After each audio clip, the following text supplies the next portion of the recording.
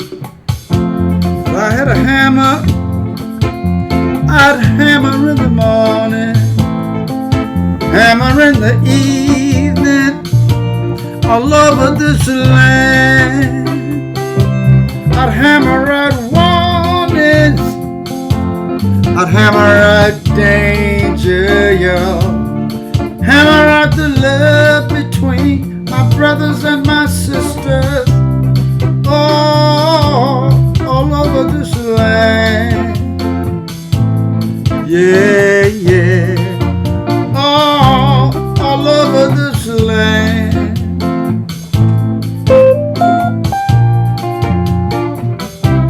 If I had a bear, I'd hammer in the morning, in the evening, all over this land. I'd hammer out warnings, I'd hammer out danger, y'all.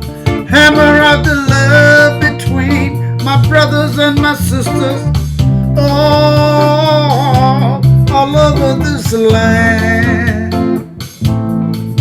Yeah, yeah, all over this land.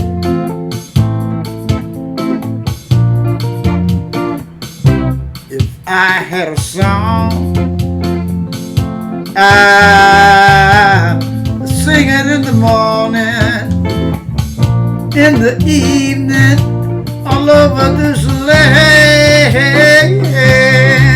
I sing our danger, sing our warnings, yeah. The love between my brothers and my sisters, all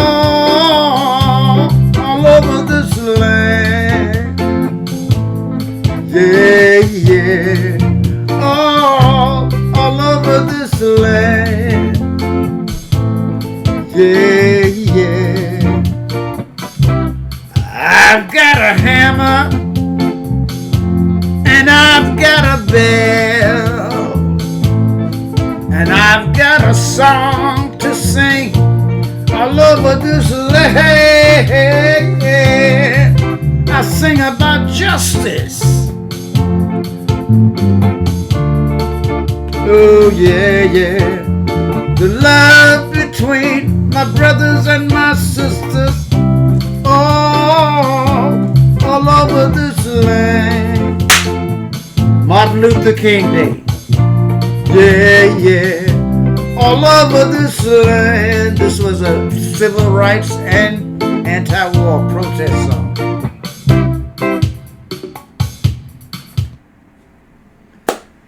Alligator in Alignment. This is Martin Luther King's Day.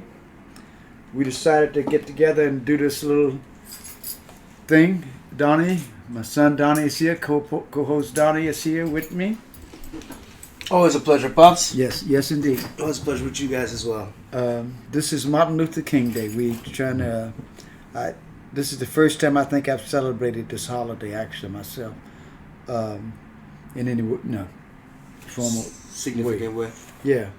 Well, it's a good holiday, man. You know, it's not just about the Reverend, which obviously is an important part, but it's also sort of commemorates those years where a lot of people worked hard and a lot of blood was shed and a lot of tears were cried and a lot of progress was made, and it's sort of a way to remember that time as well. Yes, indeed. Martin Luther King was a man who nobody could question his dedication to the cause. I mean, here's a man who knew himself that he was dancing on the edge of death with this movement that he was running, and he said so himself in a time or two about not probably making it to the mountaintop himself. Mm-hmm. And I look at today and I say to myself, now, if Martin could come back today, if he could look down on us today, I'm sure he would be ecstatic about some of the changes that have been made since the civil rights movement. 100%. The progress that has been made, and and on one hand, and then on the other hand, I'm sure he would be horribly disappointed at how so much has either moved marginally or not at all. I agree with that as well. I mean, we have, looking back, I can only remember so far, but I've done a lot of reading, and from what I've seen, a lot of good has changed, Oh, yes. People are able of different nationalities to sit at the same tables and share water fountains and share vows and make kids. And in most parts of the country, with most people, everyone's all right with that, It seems like every day people become a little less these boxes and a little more just people, But at the same time, there are still a lot of things that he was fighting for that we're still fighting for to this day. There's a lot of folks who don't like people just because of their color of their skin and not because of the content of their character. And there's a lot of policies and these sort of antiquated sections of the government. A lot of people would say that still to this day disproportionately affect certain groups of people over others. But I will say, personally, I think that since that time, a lot more good has happened than needs to still happen. Yes. And I think if he were to look into today, he would be mostly content with the way things have gone. Yes, some things move fast, but some things move slowly. Speaking about this, it was very odd and hit me very hard the other day when, a few weeks back, when I was watching one of the news shows and they said something about Biden, our president, signing these bills. And I always sort of pay attention to that stuff. And one of them was the Emmett Till bill, which made it a federal hate crime. Yes. To lynch people. Obviously, we know what that was all about. Mm-hmm. And pass a bill that would keep it legal for interracial marriages as well as same-sex marriages and all of this stuff. And I'm looking at it and I'm going, Martin Luther King would be would wonder, here it is 60 years later or whatever, mm-hmm. and a president has to sign a bill about lynching, that it's a federal crime, and that people who fall in love with whoever they fall in love with, their rights are still being being codified in the law. Yeah, it is pretty crazy. I mean, have we not evolved it in all these thousands and thousands of years that these things are still of great importance to us? But anyway, and also we must be aware that fascism and racism is raising its head in a stronger way today than it was maybe several years ago. That's true. Well, I'll tell you this. One thing that I think is really interesting is, our country was founded on the idea of religious freedom, right? The folks that first came here the folks that first came here to establish what would one day become America, came here to escape religious persecution. They practiced religion differently than it was back then, and they wanted to establish a place where, man could be whoever they want to be, whether it's, religiously or, culturally or whatever the case may be. And so to see all these years later, people trying to use the Bible, which is beautiful and it's a great book and it's true, and I believe that, but I don't believe in putting my views on other people. And so for somebody to take a book that teaches about this guy who, would hang out with prostitutes and would hang out with thieves and did nothing but preach acceptance, for people to use that book in the name of, telling other people that they got to be a certain way, it seems like they just haven't read that book so well. And I think that's one of the things that Dr. King was talking about as well. Do unto others as you would have others undo to you. Yes. And all that beautiful stuff. Judge, hate not the sinner but the sin. It's strange that that's something that we're fighting for today too. But it's good that there's still people willing to fight. Oh yes. It just seems like it's there's a certain parts of us that just remain as infantile as it can possibly be, But for the majority, I think things are heading in a good direction. Yes. I think the world is so much smaller, and I think, with the invention of the internet, there's a lot of bad things that come with that, but there's a lot of good things as well. You can communicate with people on other sides of the world. You could sit there with somebody you don't speak the same language as and have conversations real time with Google Translate or different translator apps.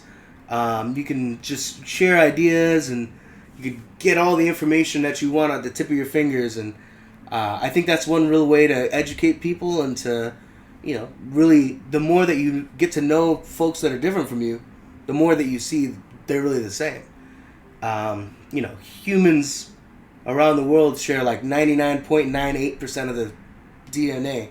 But people like to try to focus in on that 0.02%, you know what I mean? Yeah, yes. But, at the end of the day, we all just want to be loved and be accepted and feel like we're able to, accomplish the things that we want to accomplish. And, that's the same whether you're purple or chartreuse or periwinkle or whatever you are, So. Yeah, I think Dr. King, I don't know very much about Dr. King. That's the reason I wouldn't call. I called him Martin a while ago, and I go, wait a minute, I don't even know the guy. Right. But anyway, I think he would be very puzzled at a lot of things that are happening now. He fought for the right to vote, and here it is, all these years after his death, all these years, generations now. That there is voter suppression and maneuvering a movement to hinder certain people from voting or to make it hard to vote. Right.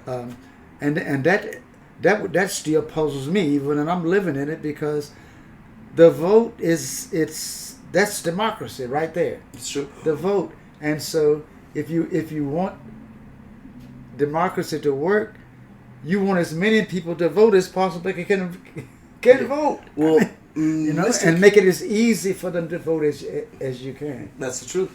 Yeah, why would you not want the most people to give their input on what's going on? Now, I'll tell you, Martin Luther King was a pretty progressive, pretty radical guy. People try to compare him to Malcolm X, and say that he was, a lot more conservative and a lot more, diplomatic, which is true. But he also spoke for things like universal basic income, saying that everybody deserves to, have the means to support themselves, not just regardless of what your parents had. Everyone deserves the means to have the means to support themselves. Things that are pretty progressive even today. And so, he really was a quite revolutionary guy, man. Oh yeah, oh yes. And I think the comparison between Martin Luther King and Malcolm X, I'm not very much into that whole thing, but it seems to be one of the stereotype things, because the person who I see Martin Luther King being closest to is a gentleman named Gandhi. Mahatma Gandhi? Yes. To compare him to Malcolm X is sort of stereotyping, because that's like no. Well, to be fair, I mean, Malcolm and Martin were kind of doing the thing at the same time in the same place. Yes. Whereas while Martin Luther King and Gandhi were of the same sort of mentality, right? You could fight with peace, and that's what will really show the strongest and most long-lasting message. They have a lot more in common, I'd say. That is still true today. Peaceful demonstrations work.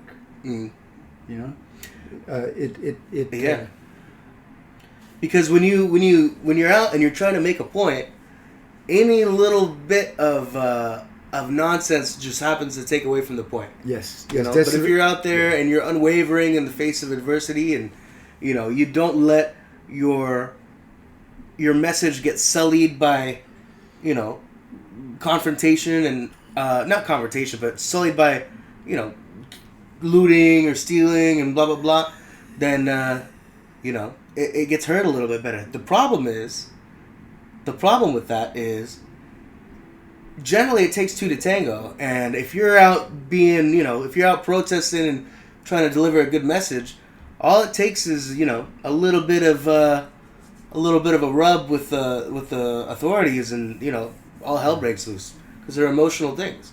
And that's what would happen a lot of times at the Martin Luther demonstrations. They'd be peaceful, walking through the streets, and whether it was the police or people who didn't agree with their message, tensions were already high, and then they'd sometimes there'd be clashes between these two groups of people, and the media would really like to highlight that. There's a really famous comic that shows a reporter interviewing Martin Luther King, who's talking about, he's preaching as he did about peaceful protests and, turn the other cheek and other teachings of the Lord Jesus Christ, but just in the context of, fighting for equality.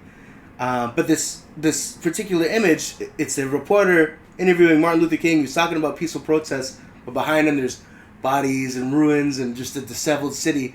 And the purpose of that was to sort of paint this guy as a hypocrite, saying, oh, my demonstrations are peaceful, and I preach his peace, but, there'd be these confrontations. But, if that's the only thing you're going off of, you may believe that, but any number of people that were there, everyone knows that, those demonstrations were sort of peaceful until people would sort of, agitate them, and then all of a sudden dogs are being sicked and hoses are being unleashed, and it's not the demonstrators that are bringing those.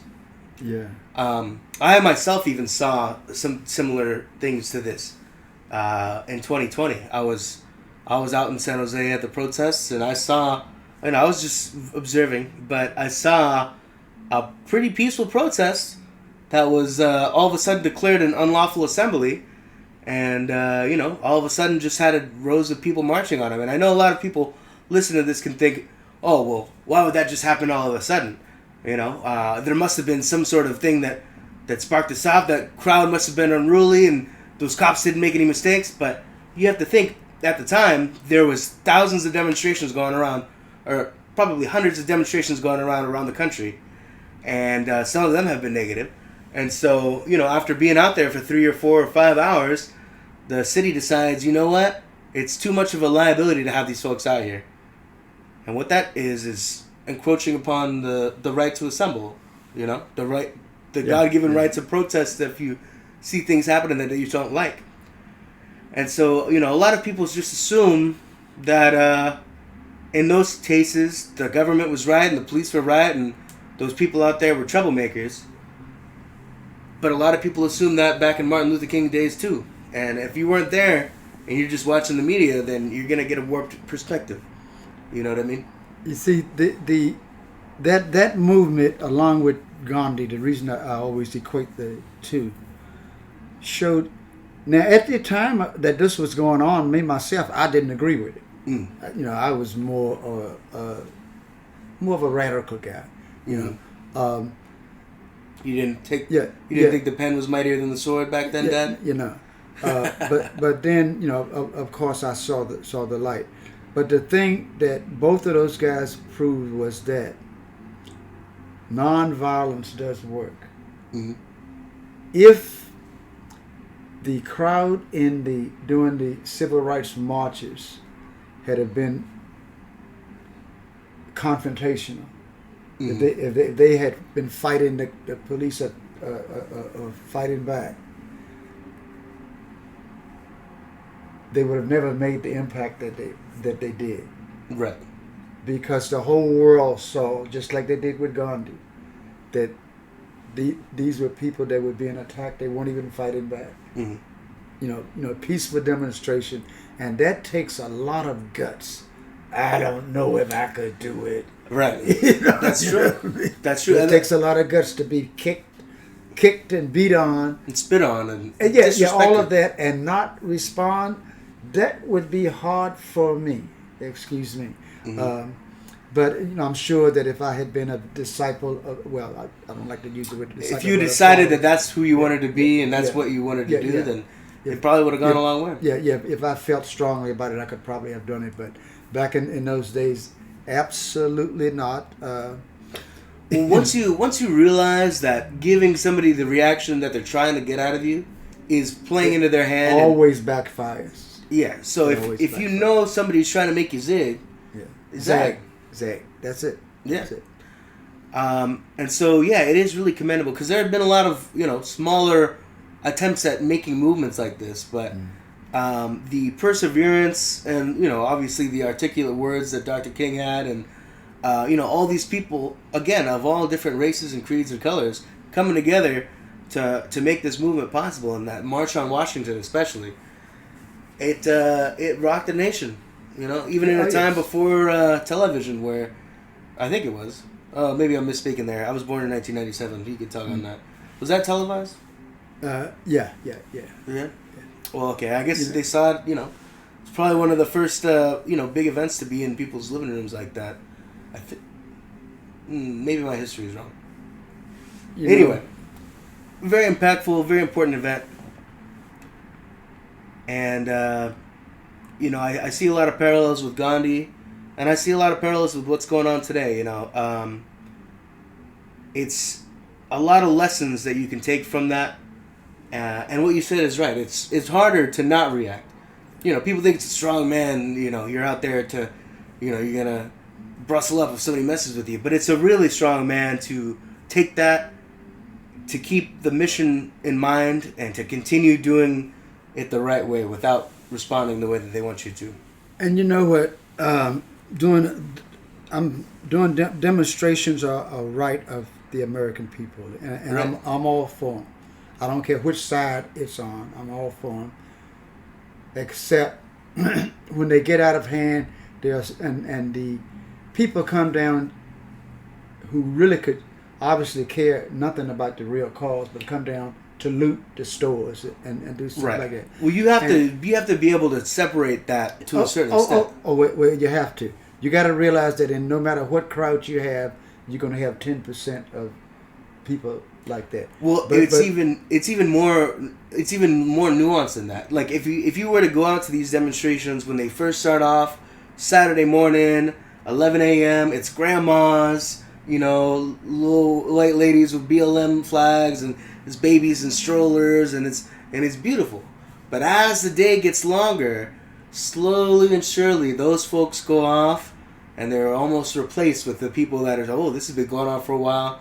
The people who wake up late and they want to come out and see what's going on, or the people that are, living downtown and they're seeing something and hey, let's go see what's going on. And a lot of people, the big crowds like that attract folks who are just looking for trouble anyway. And it's kind of easy to blend in when you have that many people amassed. And as the evening gets later and later, you not only lose the grandmas and the kids, but you sort of lose the people who may start to be more uneasy later in time.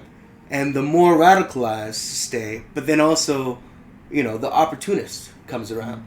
And by the end of the day, it's just a bunch of people that are mad, and a lot of them are there not really knowing what they're mad about, but that's how things kind of start to pop off. That's another contributing factor, let me just say. That's another contributing factor. One thing I noticed doing that Black Lives Matter thing was there were protests not only in America but all over the world. Right. And I saw one thing, that element that I'm talking about that I don't like, it it would be hard for me to be at a protest at this point, because if somebody started looting, I'd be the fool who would be trying to stop them. And I'm going to tell you why. There's a lot of that too. Because it has nothing to do with anything but just human nature. There are certain people like that.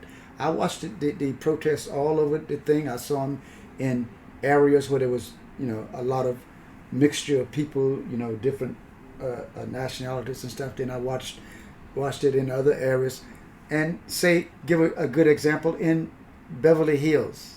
Mm-hmm. Okay, they were looting the stores. You would have to look hard to see a brown or black face in the crowd, because it's Beverly Hills. Right. But they were looting those stores like you wouldn't believe, and it's just, there's a certain element that is attracted to that type of a thing, not for what the cause is about. Right. But just to create havoc and get something, Mm-hmm. That I find that absolutely disgusting. Yes, 100%. Because, well, it's not only saying, it's not only taking advantage of the situation, but it's also saying, I care so little about this. That yes. I'm going to use this and besmirch its name for my own, exactly, for my own purpose, for my own gratification. Exactly. But anyway, Martin Luther King Day. Hey. And we have to say that this whole world, we know that some of these problems still exist. Mm-hmm. They are much better, believe me. I come from out of the 40s and 50s, and I can tell you they are. I won't go into my personal life. I didn't run into a lot of stuff because I didn't put up with a lot of it. But everybody around me, I could see them affected by this thing that was going on back then. And things are a lot better. And you know what's going to change things, and I keep saying this.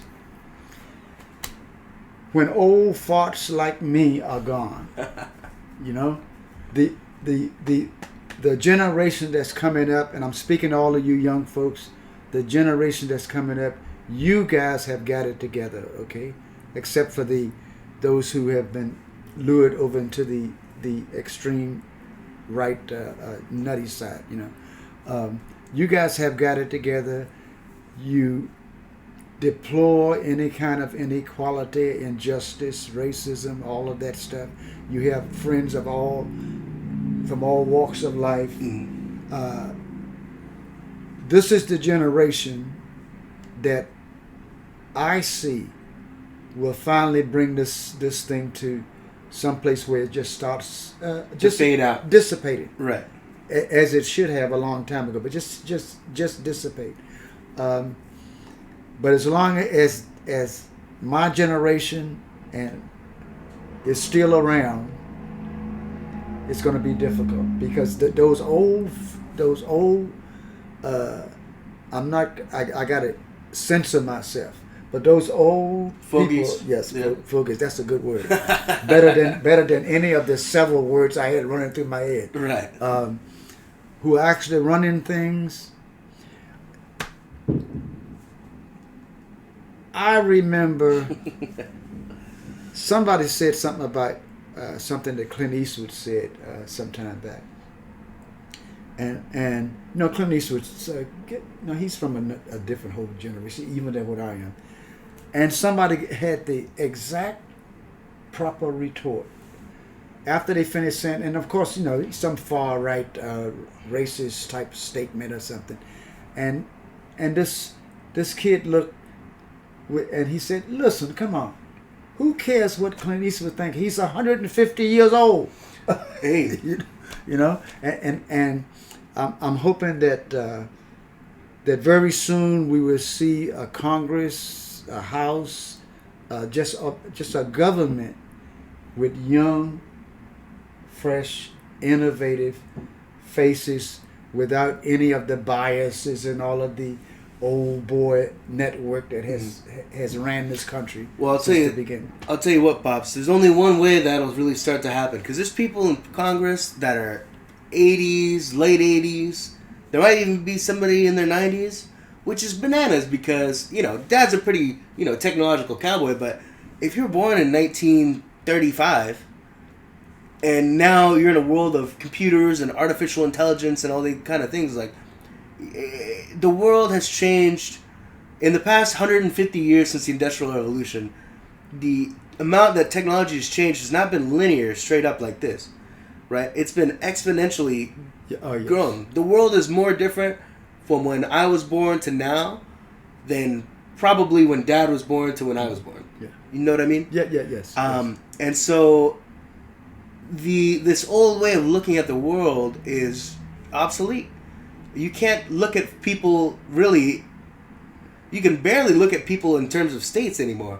You know, the information that's exchanged is done at such a rate that it doesn't permeate, geographically. It permeates through the culture. It permeates through the zeitgeist. It permeates through these common experiences that we've all had. And, as time goes on, the common experiences of the majority and the common experiences of these old folks are vastly different. Oh, yes. But the thing that makes them still able to maintain power is we have a hard time, us young folks have a hard time going out and getting the polls. And so if we make it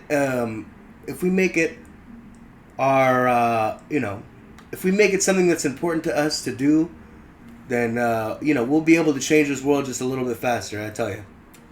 You think so? Oh, yes. Like I say, us old guys have got to get out of the way. Now, when I say us old guys, let me tell you, I'm not talking about me. It's about all the other old guys. All the other old guys. Right. But, hey, today's Martin Luther King's birthday. I don't know a lot of quotes, but I have a dream that one day my children can be judged not by the color of their skin, but by the content of their character. That's something that will hopefully withstand the tale of time. That's something that was said 40, 50 years before I was born, and that I know. And that's something that I hope we can all internalize and live a little bit more by every day, But you have something else to leave the folks with? Well, I'm going to see Martin Luther King. It's been reported that this was one of his favorite songs.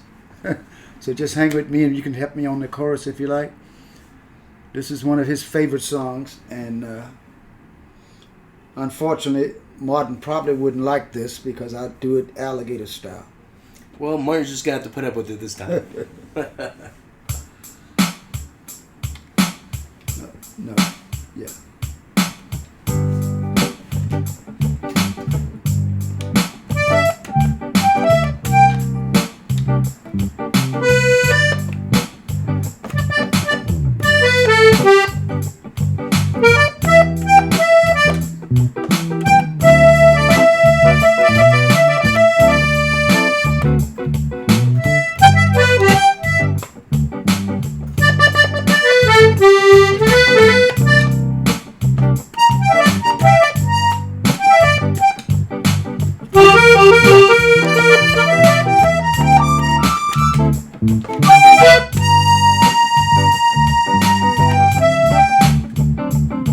When we've been here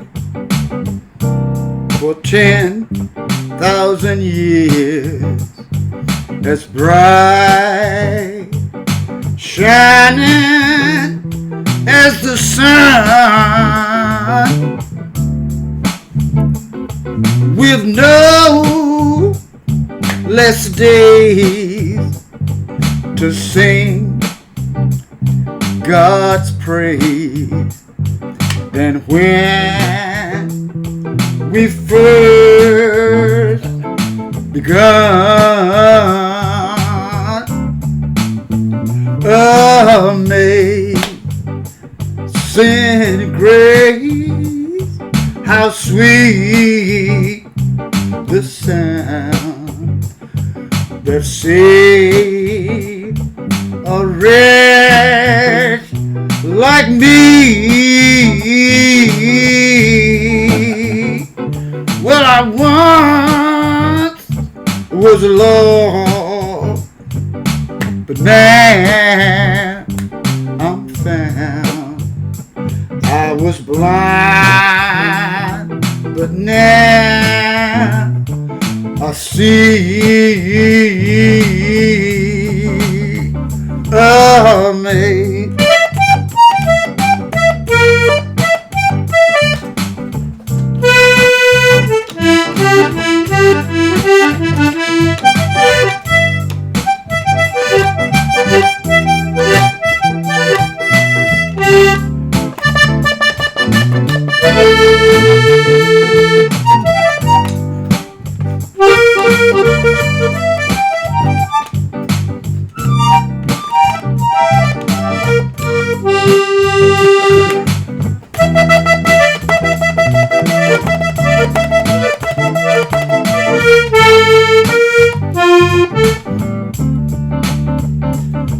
When we've been here for 10,000 years, bright, bright, shining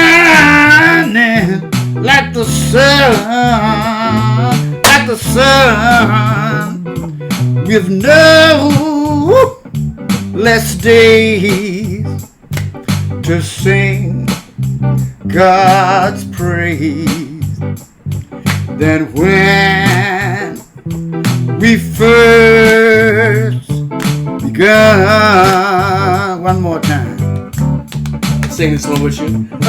Amazing grace, how sweet the sound that saved a wretch like me. When I once was lost, but now I'm found. Hey, I was blind, but now I see. I was blind. Oh yeah. Tell her, Pops. Now I see. I was blind, but now I see. I was lost, but now I found. There you go. I was blind, but now I see. Here we go. I was blind, but now I see. I was blind, but now I see. One more time. I was blind, but now I see.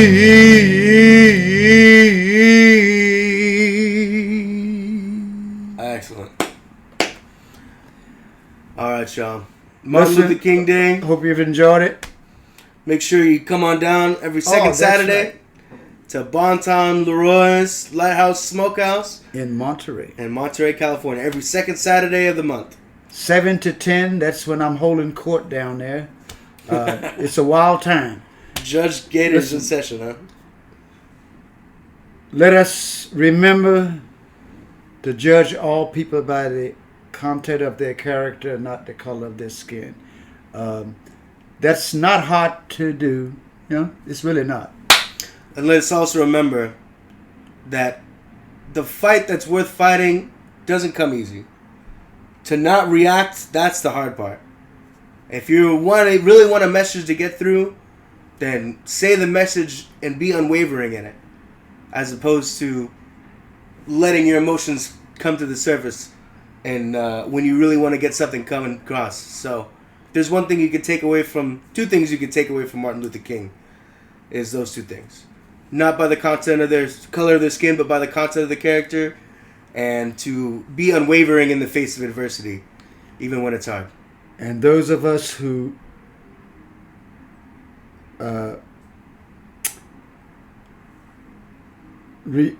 revere this democracy that we have, once again, I'm going to tell you, don't take your foot off the gas. Right now, anybody you run into, anybody you know who doesn't vote, start working on them now. We got 2 more years to go. You'll be surprised if all of us gets just a few people each to vote who never voted in their lives, we will put new blood into this thing we call democracy. Right now, Dhani. And Cowboy Dhani still. I'm always going to be Cowboy Dhani. Cowboy Dhani and Alligator. Signing off.